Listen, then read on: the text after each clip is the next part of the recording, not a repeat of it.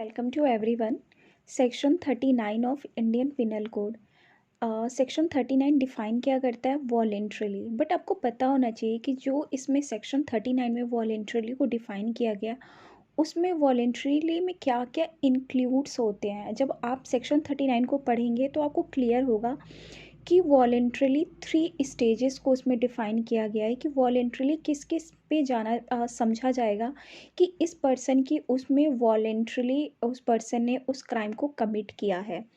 तो 3 स्टेजेस हैं वॉलेंट्रली के। फर्स्ट है with intention to cause the effect. आप जो काम कर रहे हैं उसके टुवर्ड्स आपकी इंटेंशन है, मतलब आप चाहते हैं आप उस काम को करें। Second, with the knowledge of likelihood of causing that effect.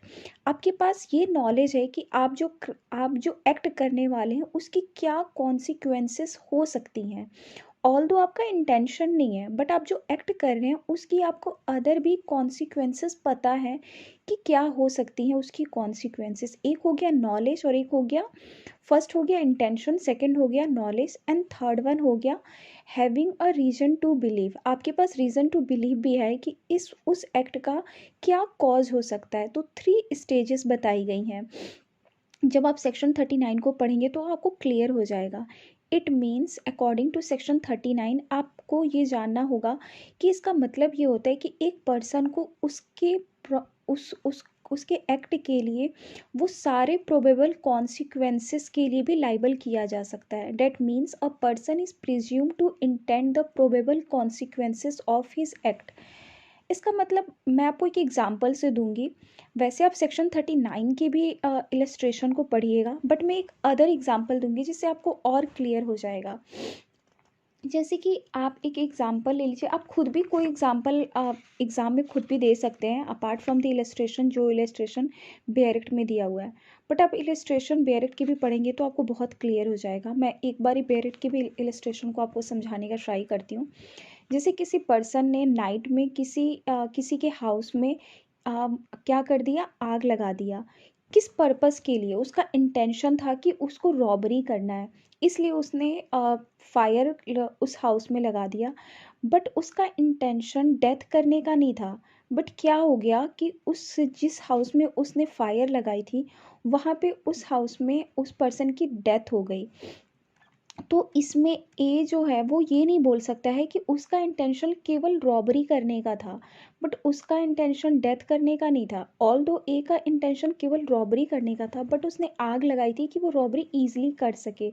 But उसके इसका आग लगाने से उस घर के ऑनर की डेथ हो गई। तो यहाँ पे ए जो है वो डेथ के लिए भी लाइबल होगा। इसलिए लाइबल होगा क्योंकि उसके पास नॉलेज तो था ना कि उसके एक्ट का क्या प्रोबेबल कॉन्सिक्वेंसेस हो सकती हैं। जब आप इंडियन पिनल कोड को पढ़ेंगे तो आपको ये समझ में आएगा कि हर जगह बहुत सारे सेक्शन में वॉलेंट्रीली वर्ड को यूज़ किया गया है, बहुत जगह नॉलेज को यूज़ किया गया, बहुत जगह इंटेंशन को यूज़ किया गया, बहुत जगह रीजन टू बिलीव को किया गया है। तो ये ना स्टेजेस हैं हमारे एक्ट की, नॉलेज की। जो एक्ट होता है उसकी स्टेजेस हैं कि आपके पास क्योंकि क्या होता है कि जब कोई पर्सन एक क्राइम करने को जाता है तो उसका एक इंटेंशन होता है कि मैं इस क्राइम को क्यों कर रहा हूँ, उसका वो इंटेंशन होता है।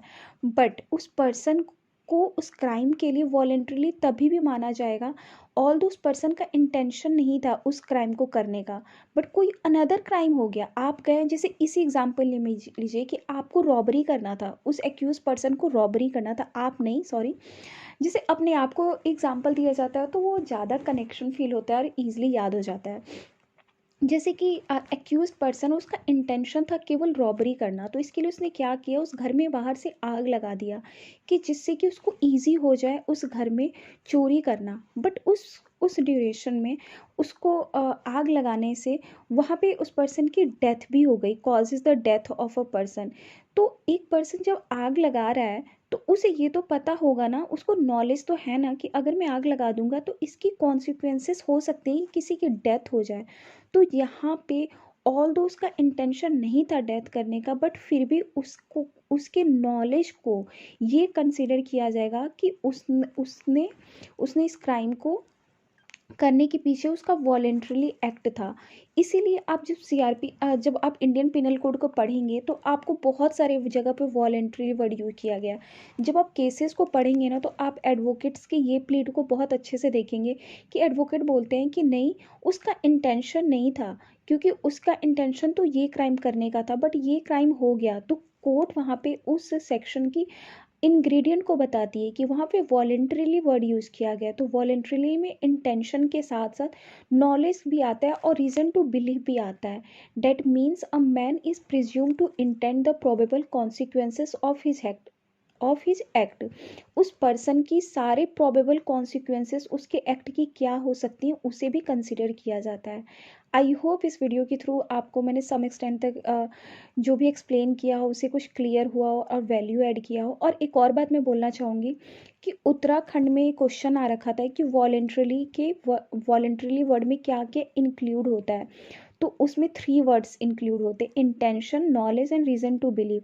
वैसे आप सेक्शन 39 को पढ़ेंगे तो आपको ये क्लियर हो जाएगा, बट मैंने इसको आपको ईजी फॉर्म में बताया क्योंकि ये समझने में थोड़ी प्रॉब्लम हो जाती है कि वॉलेंट्रली हमें लगता है बहुत छोटा सा है वॉलेंट्रली का प्रोविज़न, बट ये बहुत ही बड़ा है क्योंकि जब आप पूरा इंडियन पिनल कोड पढ़ेंगे तो आपको कहीं वॉलेंट्रली वर्ड यूज़ किया हुआ मिलेगा, कहीं इंटेंशन, कहीं नॉलेज। तो अगर आपका यहाँ पे क्लियर हो जाएगा ना तो वहाँ पे भी आपको बिल्कुल प्रॉब्लम नहीं होगी। Thank you so much.